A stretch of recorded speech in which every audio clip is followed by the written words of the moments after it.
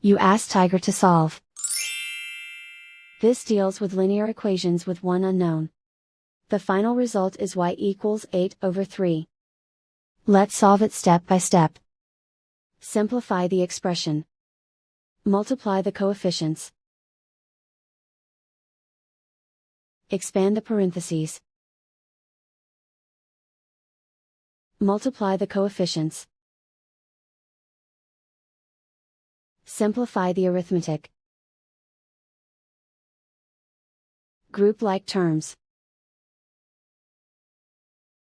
Combine like terms. Group all constants on the right side of the equation. Add 5 to both sides.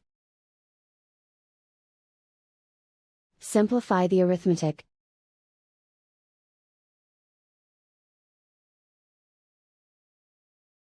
Isolate the y. Divide both sides by 9. Simplify the fraction. Find the greatest common factor of the numerator and denominator. Factor out and cancel the greatest common factor. And so the final result is y equals 8/3.